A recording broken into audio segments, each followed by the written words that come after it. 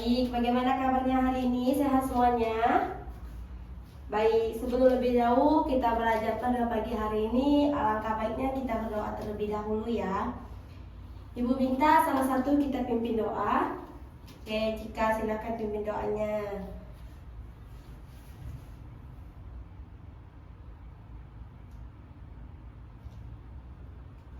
Oke, terima kasih Cika sudah pimpin doa. Baik, sekarang kita absen dulu ya. Ibu absen, yang pertama Cika ada, Maisa, Nova ada, Cindy, Topan. Oke, hadir semua ya hari ini. Baiklah, materi kita hari ini tentang pengangguran, upaya dan penanggulangan. Baik, di sini Ibu akan menyampaikan tujuan pembelajaran kita pada pagi hari ini. Nah, ada yang tahu apa saja tujuan pembelajaran kita pada hari ini? Baik, yang pertama, peserta didik mampu memahami konsep pengangguran secara mendalam.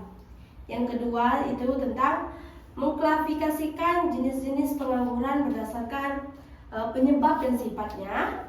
Yang ketiga, menganalisis faktor penyebab pengangguran di Indonesia. Yang keempat, menjelaskan dampak pengangguran dari berbagai aspek kehidupan.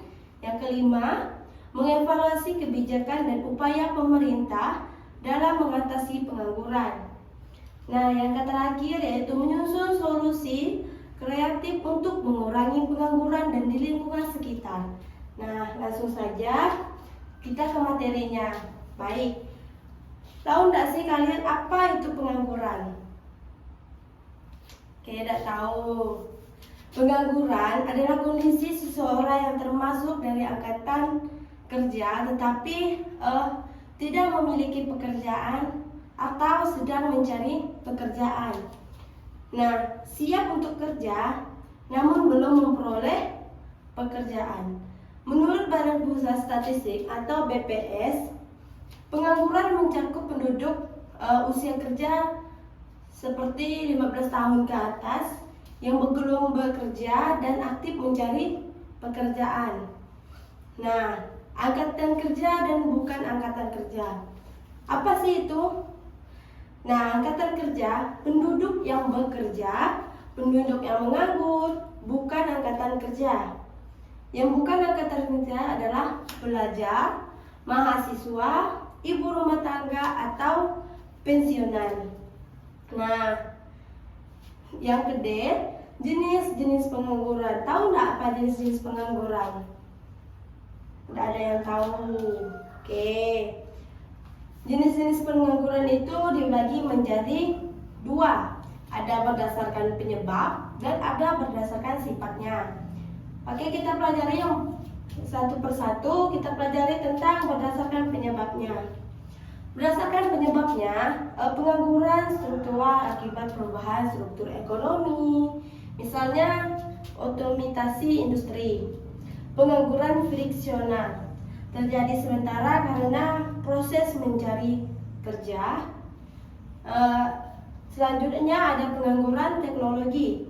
Pengangguran teknologi disebabkan penggunaan mesin dan teknologi modern. Yang terakhir, pengangguran musiman. Nah, pengangguran musiman ini terjadi pada waktu tertentu seperti petani dan nelayan. Oke, yang kedua berdasarkan sifatnya. Nah, yang berdasarkan sifatnya, pengangguran ini sangat terbuka, tidak bekerja sama sekali, bahkan pengangguran setengah menganggur, bekerja tetapi tidak optimal atau jam kerjanya terlalu sedikit. Nah, pengangguran terselubung, tenaga kerja berlebih tetapi tidak produktif. Oke. Yang selanjutnya, faktor penyebab pengangguran. Ada yang tahu apa faktor penyebab pengangguran kita selama ini? Tidak ada yang tahu ya. Oke. Faktor penyebab pengangguran, pertumbuhan penduduk yang terlalu tinggi, rendahnya kualitas sumber daya manusia, ketidaksesuaian pendidikan dengan dunia kerja, minimnya lapangan kerja, urbanisasi yang tidak terkendali, dan ketimpangan pembangunan antar daerah, krisis ekonomi dan pandemi. Oke, perubahan teknologi yang cepat. Dampak pengangguran multi aspek. Ada yang tahu dampak pengangguran? Apa yang membuat kita menjadi pengangguran? Dampaknya apa? Oke, dampak pengangguran ada dibagi menjadi 4. Yang pertama itu ada dampak ekonomi. Nah, dampak ekonomi ini menurunnya pendapatan nasional, meningkatnya angka kemiskinan, menurunnya daya beli masyarakat. Nah, dampak ekonomi ini adalah sangat sekali membuat kita menjadi tidak bekerja. Yang kedua itu dampak sosial, meningkatnya kriminalitas. Yang kedua, munculnya masalah sosial, misalnya seperti anak jalanan, pengemis, atau pemulung-pemulung yang ada di jalan. Nah, ketimpangan sosial. Yang ketiga, dampak psikologis. Apa itu dampak psikologis? Psikolog ya. Nah, dampak psikologis itu ada stres dan depresiasi, hilangnya rasa percaya diri untuk mencari pekerjaan, sehingga menjadi seseorang yang pengangguran, tidak mendapatkan pekerjaan, malas mencari pekerjaan karena hilangnya rasa percaya diri, menurunnya motivasi hidup. Oke, yang keempat dampak politik. Nah, ada yang tahu apa itu dampak politik? Baik, dampak politik itu ketidakstabilan sosial, kemudian menurunnya kepercayaan masyarakat terhadap pemerintah.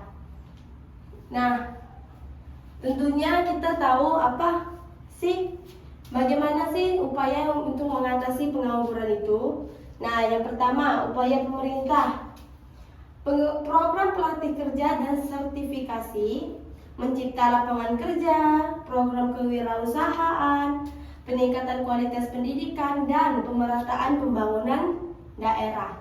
Upaya masyarakat, mengembangkan usaha kecil dan UMKM, membentuk koperasi, dan pelatihan berbasis komunitas. Nah, selanjutnya ada upaya individu. Nah, upaya individu ini dibagi menjadi 4 upaya. Yang pertama, meningkatkan keterampilan. Yang kedua, mengikuti pelatih dan kursus, membangun jiwa kewirausahaan, dan adaptif terhadap teknologi. Nah, di sini kita akan mempelajari pengangguran yang ada di Indonesia atau kontekstual. Nah, pengangguran di Indonesia sekarang menjadi masalah utama, terutama pada anak-anak yang lulusan SMA atau SMK, di mana usia mereka produktif 15 sampai 24 tahun, di mana usia-usia mereka segitunya malas mencari pekerjaan. Nah, faktor utamanya adalah tentang persaingan kerja tinggi. Nah, mereka ini tidak mau bersaing. Yang kedua, keterampilan tidak sesuai kebutuhan industri. Yang ketiga, kurangnya pengalaman kerja. Seharusnya kita memang tidak memiliki pengalaman kerja, tetapi di mana ketika kita belajar mencari pekerjaan, tetapi kita harus mampu mencari pengalaman pekerjaan yang kita tahu. Nah, yang selanjutnya, peran pendidikan dalam mengurangi pengangguran. Nah, pendidikan vokasi, link and match sekolah dengan dunia industri. Nah, penguatan soft skills dan hard skills, pendidikan kewirausahaan sejak dini. Nah, inilah peran-peran pendidikan kita dalam mengatasi penganggurannya. Baik, di sini ada yang tahu materi kita hari ini? Apa tadi? Tentang pengangguran dan upaya penanggulangannya. Oke, baik. Saat ini Ibu akan memberikan tugas kelompok. Tugasnya cuma satu. Silahkan bentuk kelompok 4-5 orang. Bentuk kelompok 4-5 orang ya. Nah, di sini kalian cari satu kasus pengangguran, berita, atau lingkungan sekitar, analisis. Nah, kalian menganalisis apa sih jenis penganggurannya, penyebabnya bagaimana, dampaknya bagaimana, dan solusinya bagaimana. Buat laporan 2-3 halaman. Dikumpulkan hari ini ya. Karena berkelompok, Ibu minta hari ini dikumpulkan. Kalau sudah selesai, silahkan bilang Ibu.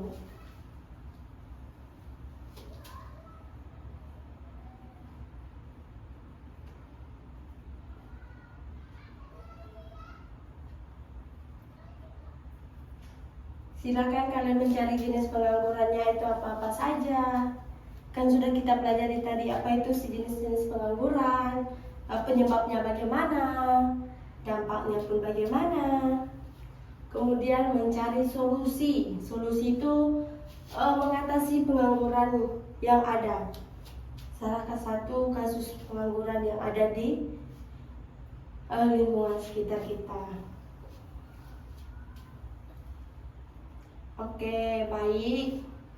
Jika sudah selesai, silakan dikumpulkan. Materi kita cukup sampai di sini. Sebelum kita pulang, mari kita berdoa. Ibu akan pimpin kita di dalam doa. Sebelum kita pulang, marilah kita berdoa menurut kepercayaan dan kita masing-masing. Berdoa dimulai.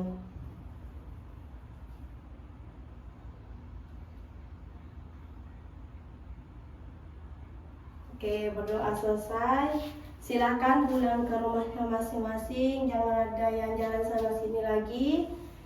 Oke, sekarang kita sudah selesai. Selamat siang.